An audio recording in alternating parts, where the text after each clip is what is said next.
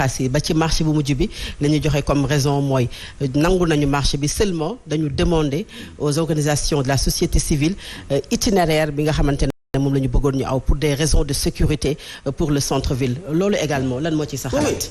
xam nga saa yu autorisé benn manifestation rek fekk dañuy interdire juróom c'est ça la politique. C'est comme les cas de décès su ñu àttee benn alkaati ci benn cas fekk am na juróom cas yoo xam ne am na te àttewuñu noonu la ñuy jouer ak mbir mi parce que c'est vrai que ñii xamoon nañu am na arrêté Ousmane Ngom. arrêté boobu de ñu def nañu recours cour de la CEDEAO ñu ngi xaar cour de la CEDEAO rendre décision. waaw dem nañu fa lay nañu fa nee nañu waaw cour bi warul woon considérer cas bi parce que cas bi daanaka ëpp bi jeex na mais la cour a déclaré que suñu plainte c'est recevable. kon ñu ngi xaar cour bi dogal. kon ñi xamoon nañu suñu demee manifestation bi mën nañ leen jàpp waaye jàpp leen taxul ñu brutaliser leen taxul ñu jël leen ci guddi leen yóbbu ay sandi xotaan ak ay feewu géejawaay loolu laa bëgg wax. mais bi ñuy interdire manifestation boobu manifestation bu opposition bëggoon def géejawaay ak Pikine parce que waa PDS nee nañu dañ leen sàcc élection ci ville de Pikine. wala Sénégal moo fa organiser manifestation docteur Cheikh Dieng. mais dañ ko interdire. des partis politiques légalement constitués bëgg a manifester mais encadrer leen manifestation bi. mais recours yooyu comme. à chaque fois Sénégal chaque fois saa yu autorisé manifestation encadré ko coow musul am.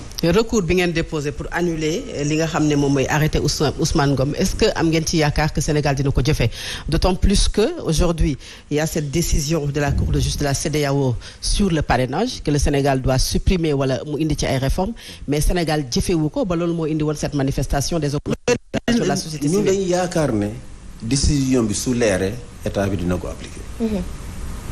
dina ko appliquer su dee ay hommes politiques yu responsable ñoo jiite réew mi parce que nag ku jiite réew da ngay nekk une personne responsable mooy su dee am na décision de justice bi nga xam ne c'est favorable nga nangu ko wa tamit si c'est défavorable nga nangu ko. et pourquoi nangu le tribunal bi. état ñoo ko taxawal pour muy dogal te gis nañu Macky Sall. bi seen yow dogalee nañ tëj frontière Mali tëj na frontière Mali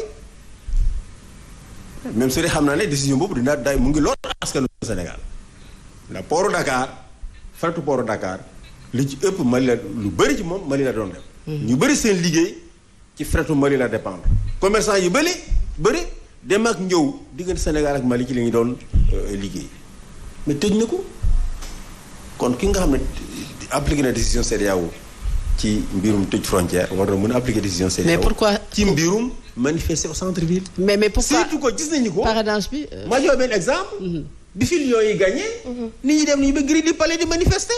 ay junni nit. ça c'est clair monsieur Gassama mais pourquoi le parrainage kenn koo xam ne bañ na ko. mais pourquoi mu yor fetal wala pistolet. alors pourquoi le parrainage pourquoi la Cour de justice de la CEDEAO diggal Sénégal pour mu dindi parrainage wala mu indi ci ay soppite te Sénégal respecté wu ko. non mbirum parrainage mun naa wax ne vraiment jëluma temps pour gistu bu baax décision bi nga xam ne moom la CEDEAO rendre. parce que damay liggéey ci ay sujets yu bëri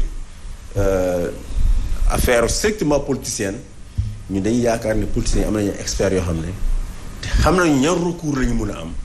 pour mun a dindi loolu. moo tax dañuy bañ tamit di ni nga ko waxee rek. dugg ci lu nekk. ci loo xam ne c'est des terrains glissants. mën nga ci dugg ñu ne da ngay politique. voilà yenn saa yi dañuy bàyyi politiciens ñu lijjanti seen parce que parrainage c'est strictement affaire élection la. moo tax jëluñu temps pour gëstu bu baax décision boobu.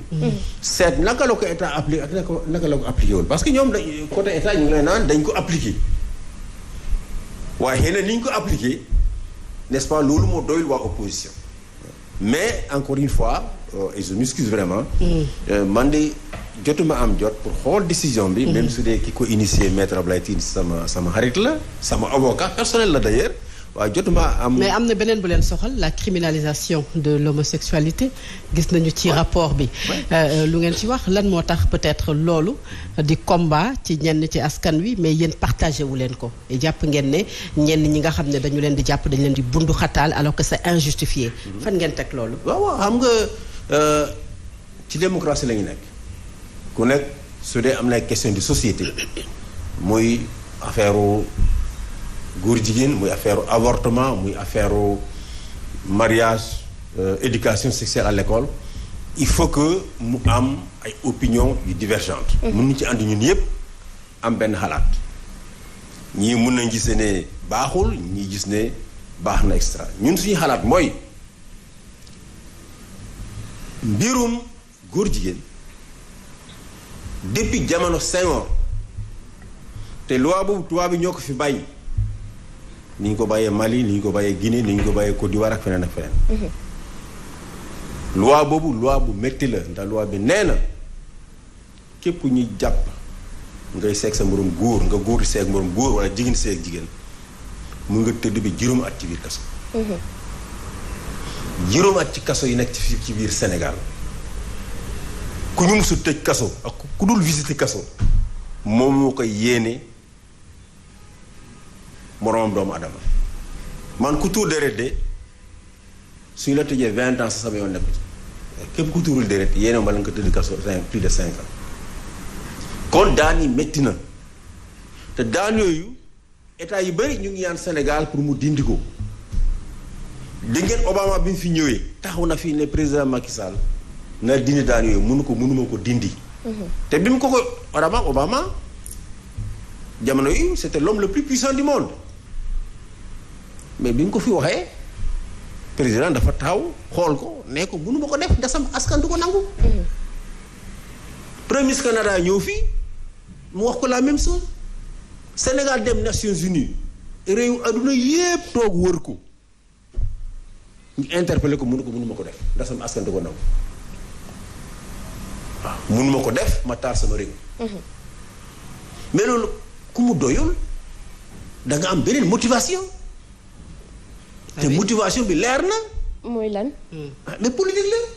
donc vous pensez que ñi bëgg ñu criminaliser homosexualité politique. mais politique la ñuy def. dañu ko ëmb di ci politique. mais mënoo tuumaal ci politique alors monsieur Gassama. mbir mi 2012 la commencé. mu topp Macky Sall ba tey. 2012 entre ñaari tur yi je crois dañ ko laajoon ci affaire góor jigéen. mu ne débat la boo xam ne. mu ngi am ci réew adduna yépp te muy dëgg te réew adduna boo dem même Arabie Saoudite mu ngi fay am da góor jigéen fépp la am ci adduna fépp la am ci biir Arabie Saoudite am na fa waa réew bu nekk moom mooy décider ni mu koy traité. da ngay jàpp dafa ñu ne ci. ñi ko bëgg a daganal ñu daganal ko ñi ko bëggul daganal kenn bu leen forcer amul benn lobby amul benn réew boo xam ne mais mouvement bu ci mel ni ànd sàmm jikko yi ñi fa nekk ils sont apolitiques xaaral ma ñëw ñu ngi utiliser ko jamono yooyu waaw boo paree nga ñëw foofu. attaqué. référendum 2016 mu ñëwaat ñu ne référendum bi day daganal góor jigéen. mais képp ku am xel nga lii référendum boobu. lan moo ci nekk ci affaire góor jigéen.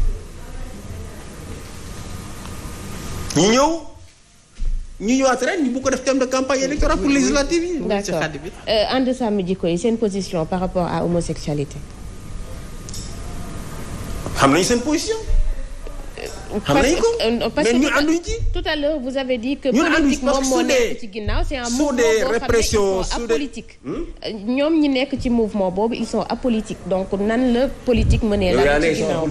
yaa ko wax de. waaw maa ñoom loolu la ñuy wax également. ñoom également loolu la ñuy wax monsieur Gassama. waaw ci seen biir am na ay leaders de parti politique. mais mouvement bi politique tax ko jóg. ci seen biir am na ay leaders de parti politique. duñ ko weddi ci seen biir ñu bëri si ñoom c'est leader de parti politique ñu bëri si ñoom am nañu ay mouvement politique. ñii nekkoon nañu ay candidats sax am na benn prédicateur ba nekk ci benn rajo moom nekkoon na candidat ci benn élection. mujjul jàll. mais est-ce que loolu war na leen tere su fekkee ne ñoom gis nañu lenn loo xamante ne bokkul ak sunu ay valeurs ñu xeex ko même s'ils sont colorés. am nañu droit. comme ni nga ko waxee am nañu droit organiser wu ne dañu bëgg ñu criminaliser. waaye tamit ñun am nañu droit ne loi yi fi nekk loi yooyu su dee mbirum góor jigéen rek la loi yooyu dafa doy. ndax ñoom ñooñu di wax ku ci tijjoon 5 ans soo defee ñaaraat rek nga feebar.